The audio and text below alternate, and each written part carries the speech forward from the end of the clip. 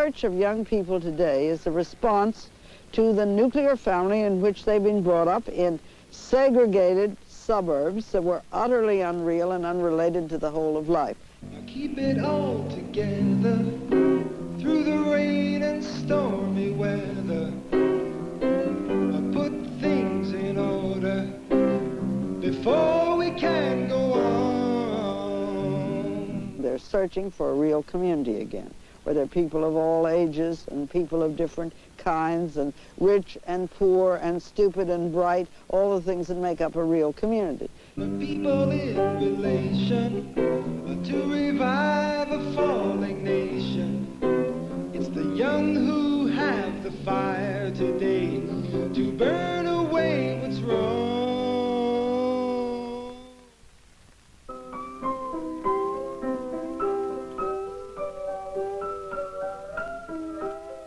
Society's most stable unit, the family, is entering an unprecedented period of change and transition. In industrialized countries, old-fashioned families with grandparents, grandchildren, and assorted relatives living together are disappearing. In their place, we have what is called the nuclear family. 2 adults and their 2 or 3 children, living isolated from relatives and friends, facing alone an alien and complex world.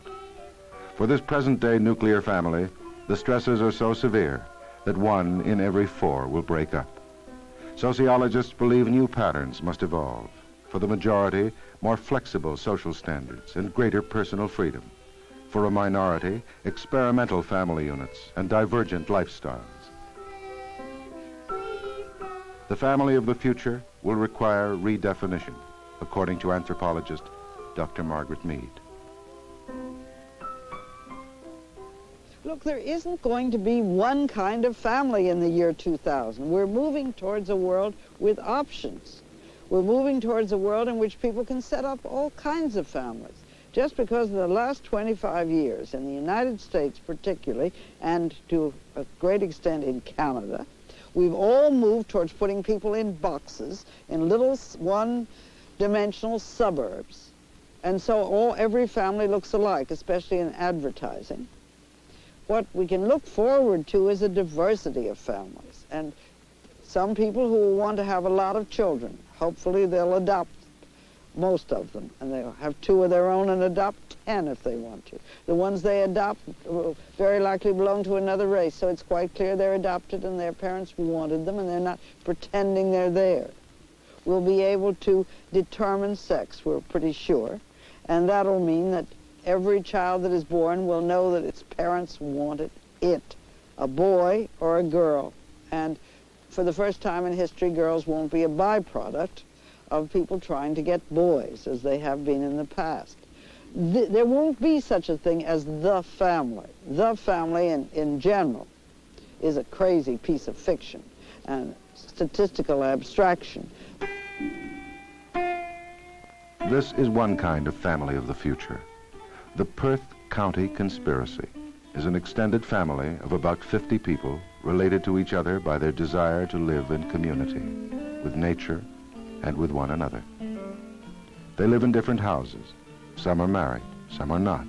Some grow their own vegetables, and all help to harvest them.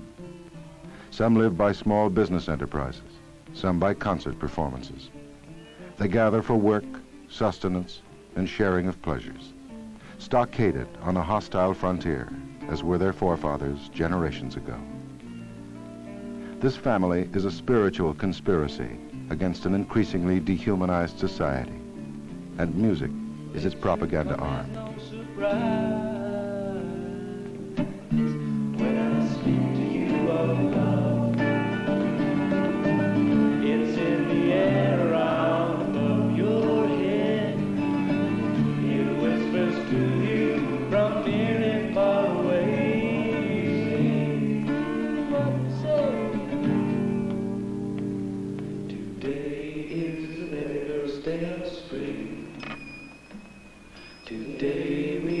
Gathered here to sing.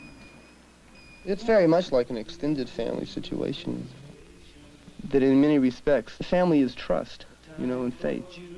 And all that the Perth County conspiracy has done, or all these kind of living arrangements are doing, is allowing that faith and that trust in people to grow beyond what would traditionally be thought of as a nuclear or blood family. You can build up faith and trust in more and more and more people, and if you can extend that, then you can talk about like the family of man, like just everybody, so that eventually it has to come down to that. And eventually, if it doesn't come down to that, then I see like a really very pessimistic kind of future. In fact, I don't see any.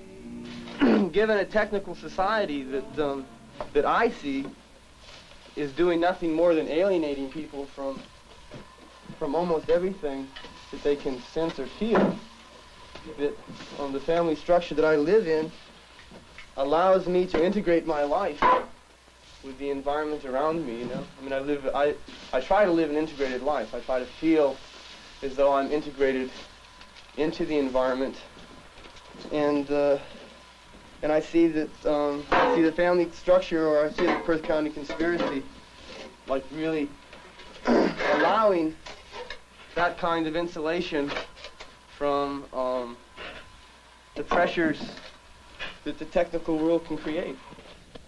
This moment is different than any before. In the future, the meaning of family will go beyond blood ties to become a community of interest. Relaxed social attitudes will make marriage more popular, less permanent. Zero population growth and women's lib will radicalize motherhood. By 1990, there will be as many women on the labor market as men, and serial monogamy could become a mainstream pattern of the future. Many people today act as if the family were going to be obliterated, was going to disappear. This is part of the general apocalyptic notion that everything is going to disappear.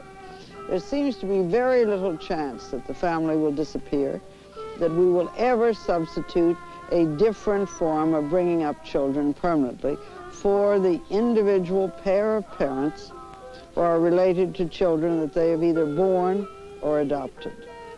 But the family is still the way in which babies learn to be people and learn to be individuals, learn to accept other people that are just there. They didn't choose them. They're there and they have to learn to relate to them. And this is where people learn to be human.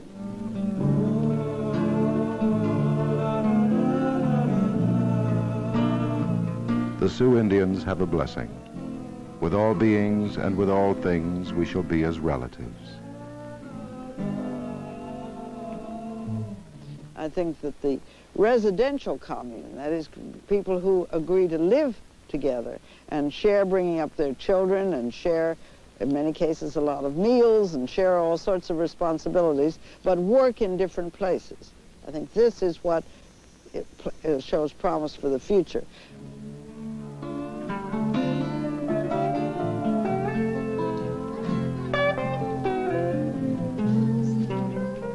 It is 7 a.m. on a Sunday morning. This is not Joe's house. This is not his wife. These are not his children. Then why is he dressing and feeding them? Joe is a member of a communal family in which the men share chores with the women. Today, it's his turn.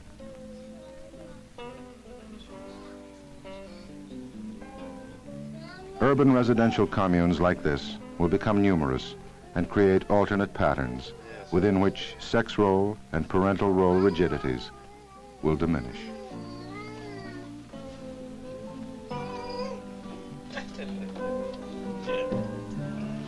Doesn't bother me.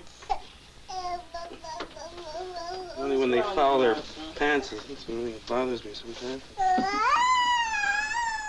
But you can get even used to that.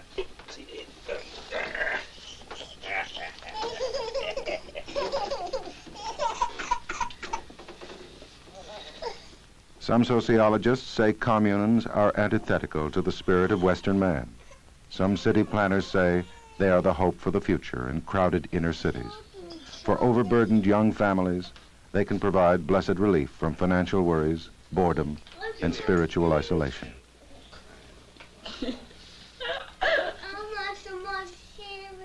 You what you have there and finish it. Finish We're the gonna dish try first it. and then you get some more.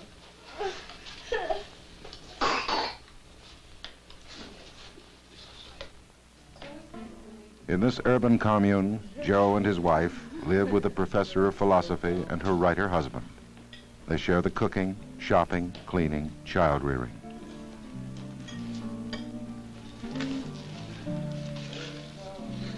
There's always got to be a mother, and there's always got to be a father. But maybe the nuclear family really isn't a good way to bring up children. You know, people have only been living in nuclear families for, what, maybe at most 100 years. Before that, it was an extended family where you had aunts and uncles and grandmothers and, you know, a very large group of people who shared that responsibility. Well, the commune is really no different than that. It's just that it isn't blood ties. But the point is that you do support one another, and you've got other people to turn to if you're in real trouble. You know, I don't like doing the laundry, for example. I think it's a drag. Dishes don't bother me that much. You know, I don't mind dishes, and I positively enjoy cooking. I don't like making beds. But all those things could be classed as women's work. But some things that are classed as women's work, I don't in fact like doing. Other things I do. But I enjoy cooking. Get a good time to cook. Yeah, I don't see it as a problem. If other people do, it's their problem. Of course, the common question I get a lot, too, is about, you know, polygamy. That just strikes me as being stupid. You know, if you love somebody, you want to sleep with them. I mean, we've certainly found that, you know, our own sexual relationship and everything else has been much better since we've had other people around, that we don't feel all the immense burdens that we did before when we had to, you know, keep the whole place going and know that the kids were totally dependent on us. You know, we didn't have any time left or energy left to be able to explore the parts of our relationship that really mean a lot to us.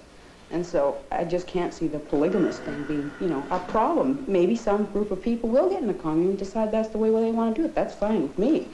But, you know, we don't happen to have that problem. We love each other, in this case, Don and I in that way, and Fay and Joe in that way. But we also love each other, you know, crossways, too. The commune may become more stable, less experimental, and for many provide the only family and community they know. I mean, people have been experimenting with group marriage and polygamy and communes since the beginning of this country and long, long before. If you go back to the Cynics before Christianity, they were experimenting. Experimentation has been the essence of our whole civilization, way back to the Greeks. But we didn't have television, and small groups of people worked with very little publicity. Today, each experiment can be picked up. It can be given to a whole nation. It can go right around the world, so that everyone is exposed to everybody else's experiments. And they very rapidly become stereotyped, of course.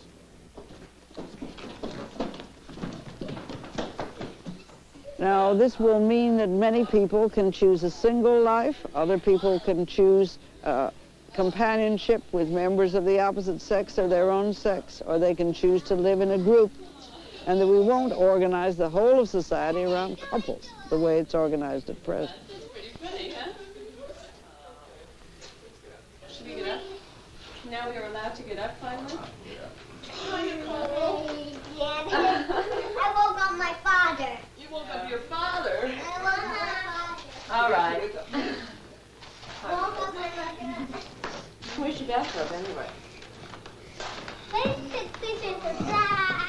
These three adults decided to try a different lifestyle. It's called a three-way marriage. The women run a leather boutique, the man teaches at a small Midwestern college. There are two kinds of questions that people tend to ask. One, of course, is about sex, and the other is about taxes. We don't go around saying, look, everybody, we're a three-way marriage. Look at us. We're not. We don't want to be sideshow free. It's been this way for enough months so that I don't feel strange. Yet it's a very kind of sensitive thing. If I just sit down and say, well, I share this man and I make love to Janice and we have lovers and the kids know it, and if I just sit down and list all these things to people, wow, they won't be able to come near me because I'll seem so strange, you know? But I've touched people, and there have been times when I haven't felt alone. A more three-way, four-way, five-way type marriage is a very viable working situation. It's in a social political sense, in terms of cutting down the population. You have 5 adults for 2 children, for instance. each one having a sense of contributing to a family without overpopulating. You have a sense of economic conservatism. You're utilizing facilities, like one house can house many more people than it ordinarily does. Do you want toast, Nicole? I have no feelings that monogamy is at a lower level than the way I live. I'm willing to accept the fact that people still will enjoy a good monogamous relationship. But I would also like people to be willing to accept that I can enjoy my lifestyle. It is estimated that more than 30,000 people live in polygamous families in North America.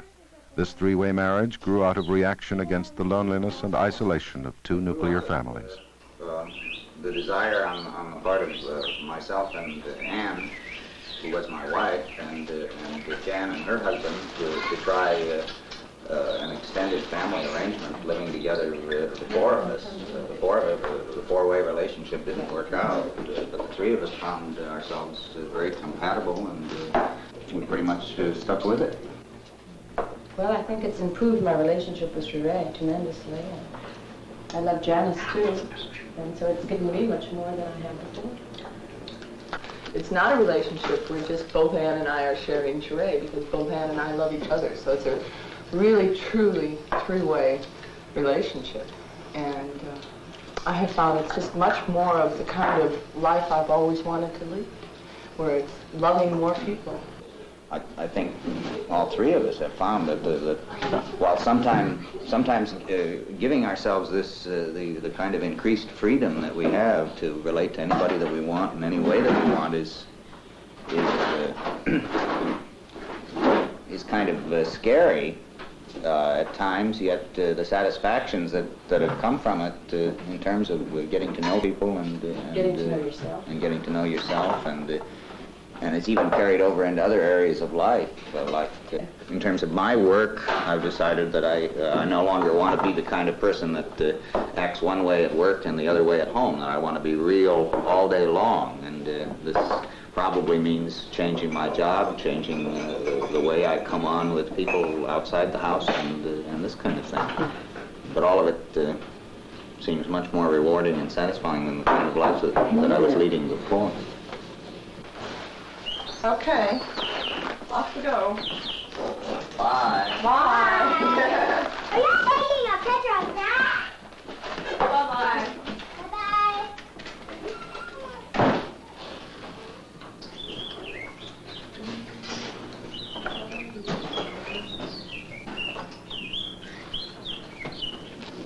Picture of a contented man. There isn't any reason why we have to force people into one pattern. So I don't think you can talk about what the family is going to look like. We're going to have all kinds of families, hopefully.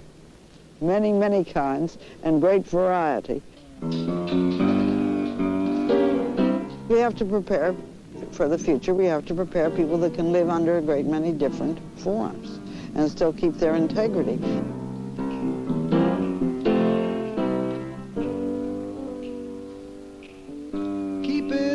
Together through the rain and stormy weather, I'll put things in order before we can go on. The majority of the 21st century men and women may know deeper, more fulfilling interpersonal relationships, more honesty with their children, more tolerance of their brothers. The family of the future must become the great shock absorber of the techno-industrial world to come. Carl Sandburg wrote, "In the times to come, as in the past, there will be generations taking hold as though loneliness and the genius of change has always dwelt in the hearts of pioneers." To the question, what will the story be of the family of man across the near and far future? Some would reply, for the answers, read if you can, The Strange and Baffling Eyes of Youth.